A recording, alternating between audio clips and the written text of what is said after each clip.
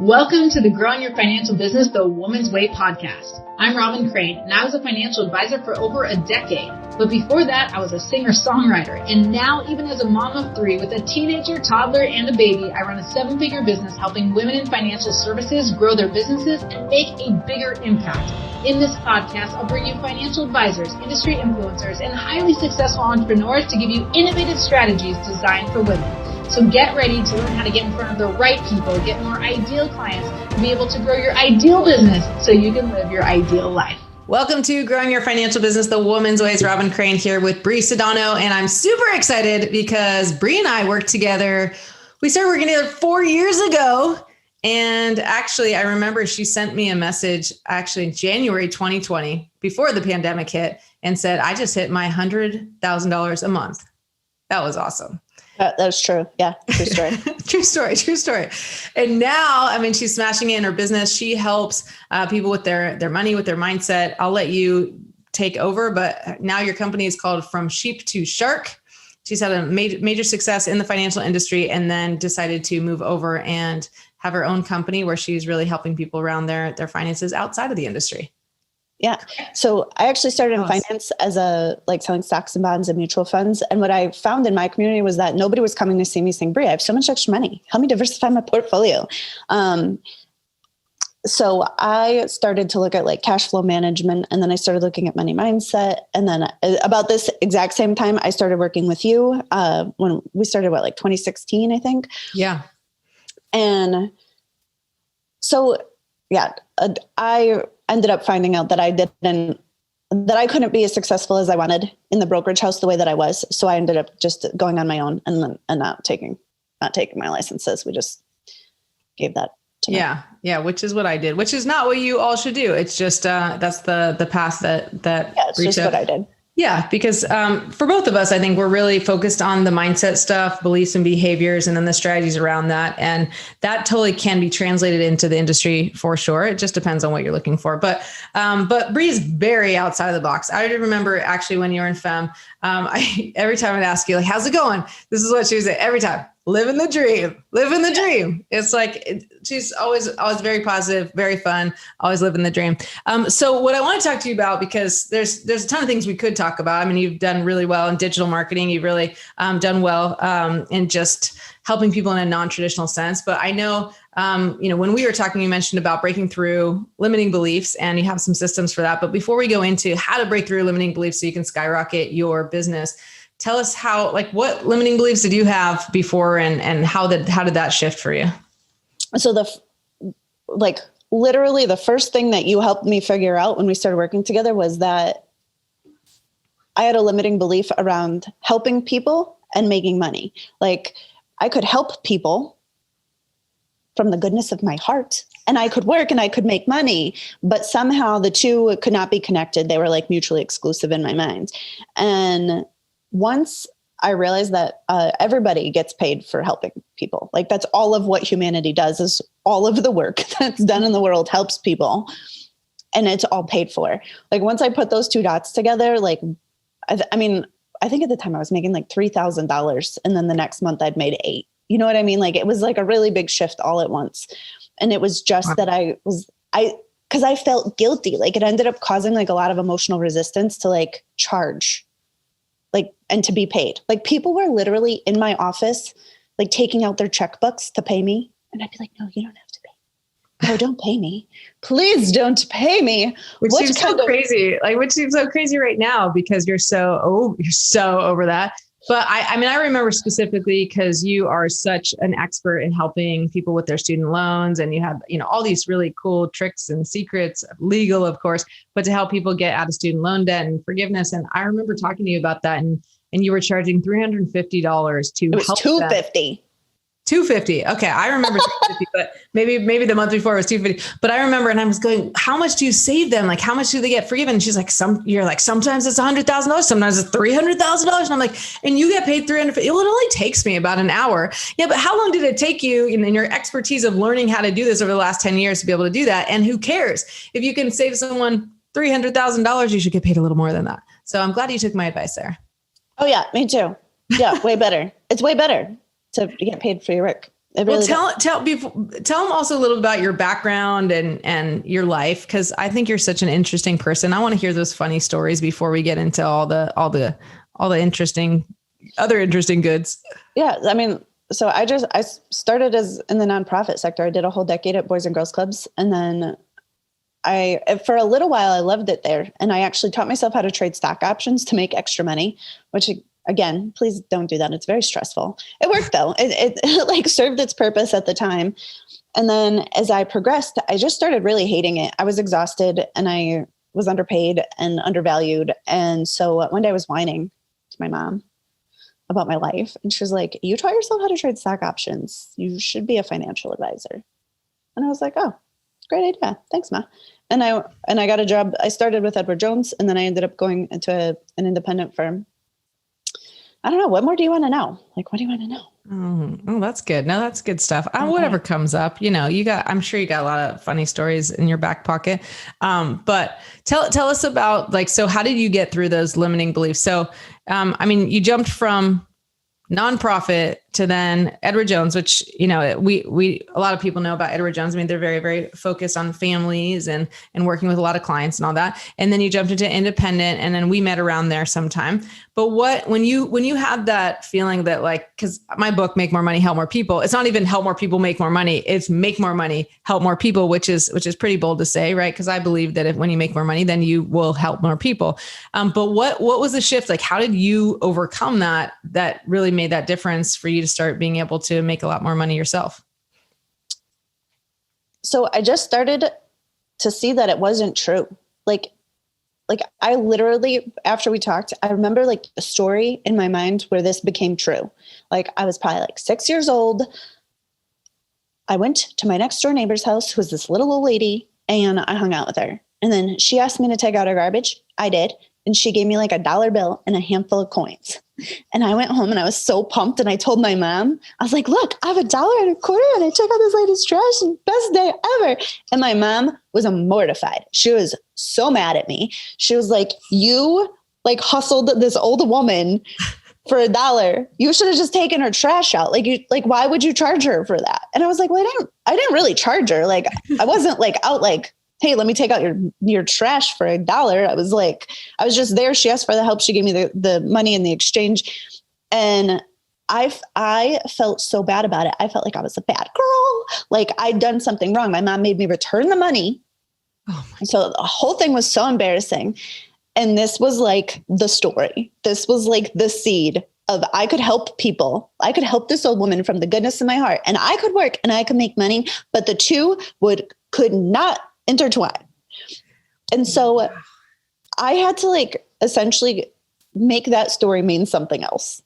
Like, I think my mom probably didn't know the whole story, because I can imagine if your kid's out hustling the neighbors for coins, like I'm sure that could probably feel pretty embarrassing, which wasn't really the full case, but it didn't matter because I don't think I got to full. I think my mom was so mortified that like I didn't get to be like, no, I wasn't, she was just like, go give her the money back. Like, this is it. You're done here, And so learning to see things differently was like a really big shift for me. It's like, well, I could look at it that way. I could look at it like maybe my mom was having a rough day. I could look at it like, there's so many other different ways to look at it than just the way that you experienced it when you were 6 years old, and now you have this entire truth, this truth structure that like doesn't like, it doesn't make sense when you apply it in the rest of the world. Like if an old woman asks you to take out her trash, you should probably just not accept the money, right? You just take the trash out. She'll give you a cookie the next time you see her. It'll be fine. And so like that little tiny micro truth that was like, could, and honestly, like the way that it could have went, I could have just had the $1 and been fine. But, like I was applying that little tiny micro truth to my business, to like all these other areas of my life. And that truth didn't work. And since I was experiencing that as a truth, it was causing all this emotional resistance. Like I would feel guilty. Like I would feel gross and guilty for charging. Like I would feel bad. Guilty, like bad. It was just like, because somehow I was going against this like little truth that I had in my noggin. Yeah, moms are great like that, creating these beliefs for the rest of our lives. I mean, you know my story, right? I mean, when I was trying to be in the gifted program, I think you know this story, but not everyone knows the story. But and I had to try out because they didn't select me as being gifted, so I had to go and audition. I don't know if you call it an audition, but whatever, for the gifted program. And they put me on the spot, and I was sitting there, and they asked me these questions, and one of those questions was, "What's a tripod?"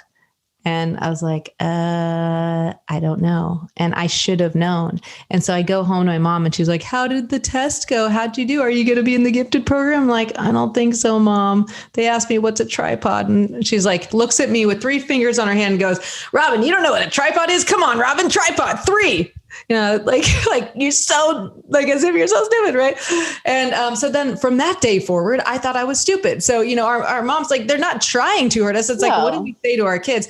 But I think it actually stems from their beliefs and what happened with their parents and how that affected them. Because my mom, like, knowing my mom now, of course, she didn't mean to offend me, and she doesn't think of me as stupid, nor did she back then. But my immediate belief that I took from that, just like your immediate belief, was like, I am stupid. And so my whole life, I mean, pretty much through my teenage years and whatnot, I was proving myself, and I got straight A's. I did, you know, really well in college because I'm like, I had to study to prove so people wouldn't know the truth that I'm really stupid.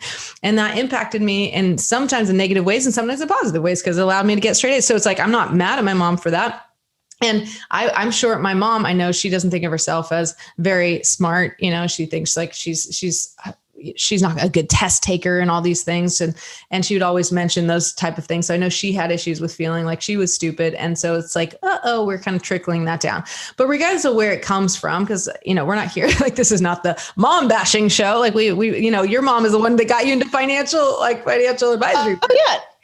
No. And I mean, in the big scheme of things, I think she was just parenting me. Oh yeah. And I'm not saying she didn't do anything wrong. It's just interesting because it's her belief, right? Her belief. And it could have been like, if it was like the rich dad, poor dad thing, it would have been like, you know, high five, young Brie, little one, like, you got $1. You're an entrepreneur, you know, get it going, like taking out trash from the neighbors and making some dough here. Like it could be totally different. But I know you mentioned to me before we started this, that you have some like little trick to how to overcome these limiting beliefs.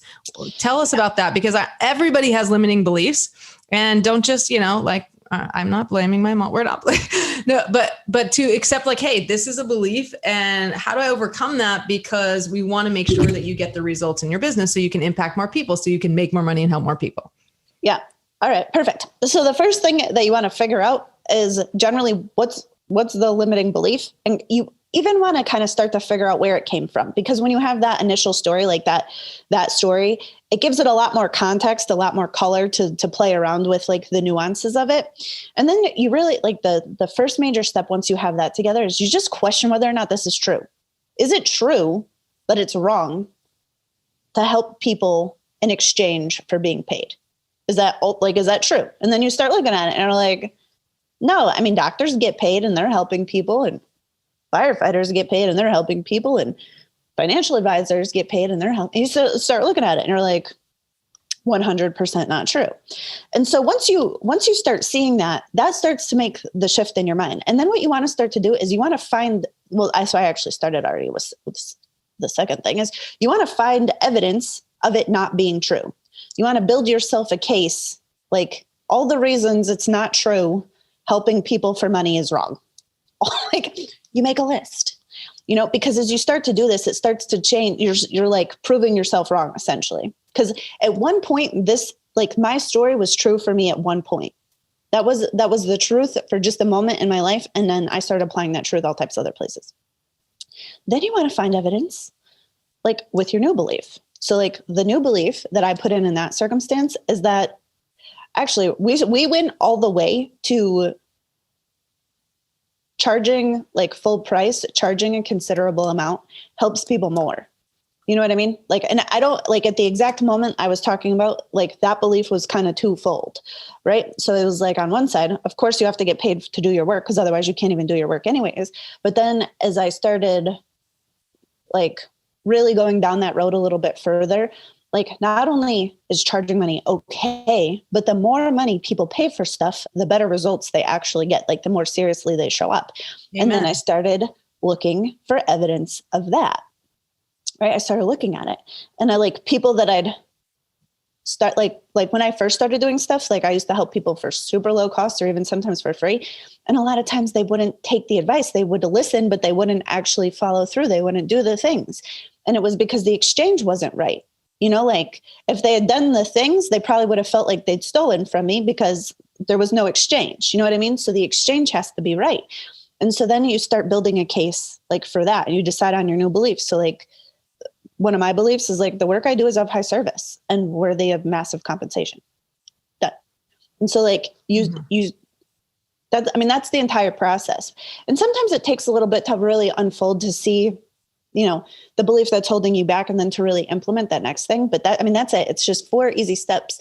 And it just gives you like a quick check-in because, you know, sometimes you'll catch something just leaving your mouth, like leave it, like, you're like, wow, that was an interesting thought there. And you can say to yourself, well, is that ultimately true? Is that true?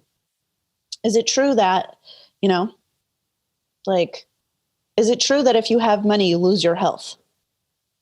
No. Is it true you can't be rich and spiritual? No. Like there's all these like little money mindset beliefs that, and for some reason with money, especially, we like to tangle things that are unrelated, like money and health. You know, the level of actual relation is far less than what people like tend to think. They're like, well, if I work too hard, I'm going to get sick. What? I don't know.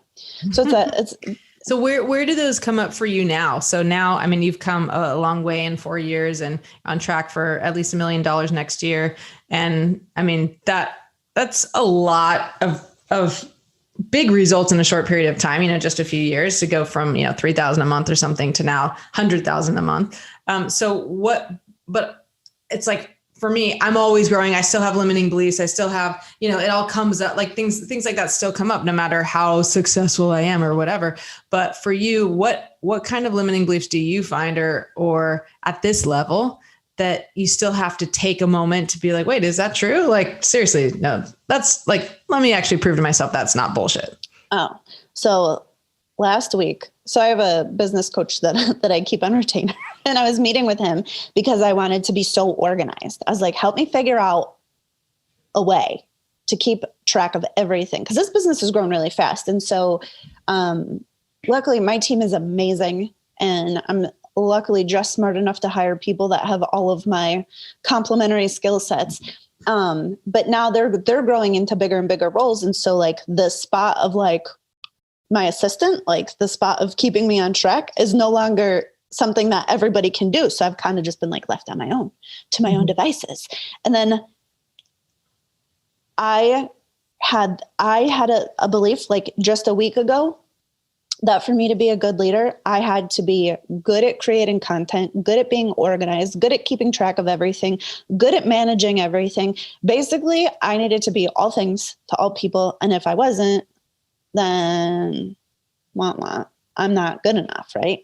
And so as I just did this meeting like a week ago, and I'm talking and I can feel the resistance. I could feel like myself being like, I don't know. That's how for you audio listeners, that was me deep breathing, forced.